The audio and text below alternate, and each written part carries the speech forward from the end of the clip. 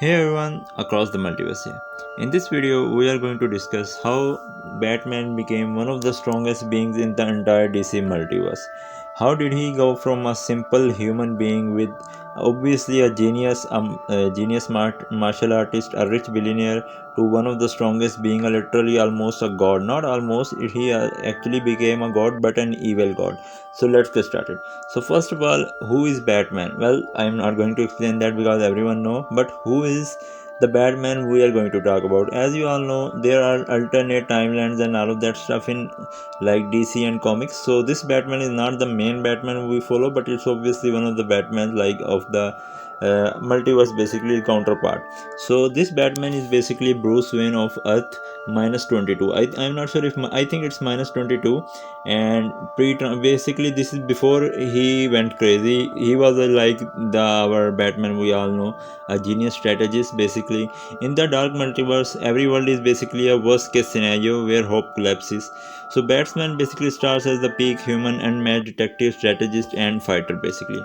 But what happens is that during a horrific massacre where Joker targets Gotham children and families, Batman basically finally gets done with this like stuff with his killing and stuff, and he finally decides to basically kill him instead of like just capturing him and letting him go. He basically just kill him, but this does not go well for Batman because Joker's body was rigged with a toxin. He basically specially designed this toxin so that he can infect Bruce at the moment of his death. What happened was that Batman's brilliant mind fuses with Joker's chaos and cruelty, twisting him into a monster. So what happened was that this toxin made him almost crazy. Not almost, he basically made him crazy like Joker, and Batman kind of became a psychopath. Not even kind of, he basically became a psychopath and sociopath. And this basically made Batman way more dangerous than Joker himself. The reason is that Joker is like a very manipulative, dangerous psychopath, while Batman is basically a genius, rich billionaire, and then he also became a psychopath and he a sociopath who basically was going and killing everyone. So he became way more dangerous and way more crazy than Joker himself. After becoming like this crazy one, hell of a Joker, basically Bat Joker, or you can, yeah, we will call him Bat Joker right now because he used a name later. He basically murders the Bat family, like all of his family, like Robin, Batgirl, and all of Nightwing, and all of them.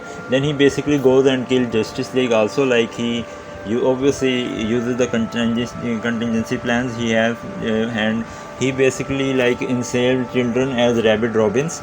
And in the what happened to the Superman is that he used basically a black kryptonite to make Superman go crazy, and which makes Superman kill his family. Then Superman kills himself in the timeline. Yeah, you might just be right now, what the hell is going on? And that's exactly the problem. This Batman and this guy is probably the most crazy not superhero, a super villain in all of DC as far as we know, because no one, I mean, there are people more dangerous than him. Like one guy I can think of is Mandrake, the one who almost defeated Cosmic Armor Superman, but he was not still like as brutal as we seen. Obviously, like if he given the power, he probably would have been way worse because he was like way ahead in. But this guy started from streets. He started from streets and then became like a godlike being. So his brutality is insane. So yeah, after that what happened that he started going from his name as like this. Basically corruption made him and a crazy, as I stated, and he started using name called Batman Who Laughs, which you might have heard of. And he was basically the apex predator of Earth minus 21. He joins Barbados Dark Knights as their field leader, guiding the invasion against Prime Earth. Basically, he used to wear an nth metal vision to let him see dark probabilities and survive outside the realm. Chains and spiked collars keep his Robins under control, forcing them to serve. So after that, he basically in Dark Knight Metal, he was as the commander of Dark Knights. He wages war on Prime Earth during Barbados invasion. Now Prime Earth is basically the Earth we follow. So basically the Superman, Batman. When we talk about Superman, Batman base or like main Superman, this is the basically like Earth. This is the timeline. So he clashes with Gotham's heroes in arcs like Gotham Resistance and Bats Out of Hell. Despite his cunning, despite being a psychopath, but again despite him being like a crazy, I can't even curse. like on YouTube, so you can imagine what I was going to say. And despite being like one of the weirdest human beings out there, I'm not even sure how to describe him, weirdest psychopath, probably the most dangerous psychopath, he still basically lost to like Justice League and stuff, because well, they are Justice League, and Barbados was defeated by the Superman, not Superman but the Batman who lost, basically survived and he retreated into the shadows.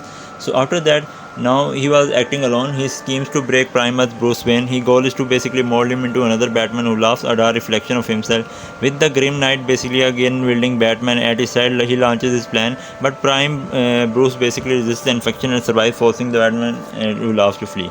So after that, in the year of villain, the Batman who laughs allies with Apex Lex Luthor, empowered by his goddess Perpetua. Outwardly, he serves Lex's grand plan, but secretly plots to claim the cosmic powers himself. He plays the long game, positioning himself to betray Lex at the perfect moment. Every moment is part of bigger plan to rise above both gods and monsters. Well, as you all know, Batman is a master of a genius strategist. So obviously, if you put him into even a worse one, like a psychopath, he actually is trying to overpower. What his goal was to become basically like the god of the universe. Even though the whole point of cliche is kind of cliche, like the god of the universe and all of that stuff. But for Batman who laughs, and it's not as weird as, because this guy can actually kind of make it. Like for example, if Superman somehow becomes evil and tries to take over the world, like in Justice he did, he can actually do it because that guy is so strong. So for Batman, it's possible because this guy knows everything. Like this guy can manipulate everything if he wants to. So it becomes hard, and obviously, Batman needs a lot of, like, what do you call it, plot armor for all of that stuff, because well, in real world you will get shot in the next moment. But then that's just any character, any like non-human, not human, I mean any non-god tier character, because obviously you will find someone stronger than you and he will murder you just there, and there won't be like success stories or struggle stories. So anyway, let's go back to where we were. So what happened was that to basically strengthen his hand, he unleashes variants of the Joker toxin around Prime Earth. This creates a group of corrupted heroes twisting into serving his will. Notable victims were like Shazam, Supergirl, Blue Beetle, Hawkman, and Donna Troy. Together they form this Secret Six, and Nightmare Army infected champions basically. So in the Death Metal Prelude Manhattan upgrade, what happened was that he captains an alternate Bruce Wayne who has absorbed Dr. Manhattan's godlike powers. So basically, what happened was that he kind of like did this thing, like manipulated the Bruce Wayne one, alternate Bruce Wayne to do exact the same thing that Dr. Manhattan went through, like the shockwave and all of that stuff, which made Batman the same as powerful as the bad Dr. Manhattan. Basically, he got all of the Dr. Manhattan's power the same way Dr. Manhattan got, and Bruce Wayne became Dr. Manhattan, who himself is like one of the strongest beings in all of fiction. So through a grotesque surgery basically. So after what happened was that when he got the power, as you know, it took some time for him to rebuild his body and all that stuff. So the moment, after months of after the months of shockwave and basically when he got disintegrated into nothingness, he basically rebuilt his body. The dark Bruce Wayne, basically the Bruce Wayne that got the Dr. Manhattan power, and the moment he rebuilt himself, he was basically killed by Batman. Batman who laughs, basically through a device he basically created especially for this thing. Obviously, you might be thinking like he's a god and all that stuff, but then again, we can't really do anything about that, because even humans build stuff that can destroy high out reversal characters in fiction, which obviously is not possible. But then again, millions of character high out reversal in reality is also not possible. So what happened was that after killing him, he basically through a surgery, he transplanted his own brain into the cosmic vessel. Basically, he used his own brain into the cosmic vessel, and this result was an Ascension. He basically becomes a god-like being. He gets one of the strongest powers in the all of DC, and he basically becomes the Darkest Knight. Now this form of basically Batman is the strongest form, Darkest Knight, and he will still get stronger. I will let you know how. So now he was no longer bound by mortality, but Batman's genius, Joker's chaos, and Manhattan's godhood merged into a single identity. Now this is one of the strongest beings. Now after that, when he got him, he decided to basically conquer the entire world, which he could, but obviously there were still beings way above him, even in strength right now. So now he was basically with wielding infinite crisis energy. Basically, the Dark Knight, who was aligned with Perpetua, basically decided to basically fight her and murder her and get her strength. So basically, he turns on Perpetua himself. Their battle shakes the fabric of creation, with the entire reality at stake, because obviously it's a high outer versal character versus high outer versal character, and we know how that goes. But in the end, he managed to defeat and kill Perpetua and the very architect of the multiverse. By absorbing her crisis energy, he became one of the most powerful beings in existence. What happened was that there are two types of energy: crisis energy and anti-crisis energy. So here I think he was connective energy and anti-crisis energy. Dr. Manhattan basically is strong because he uses connectivity energy, while Perpetua used crisis or anti-crisis energy. I'm not sure about that.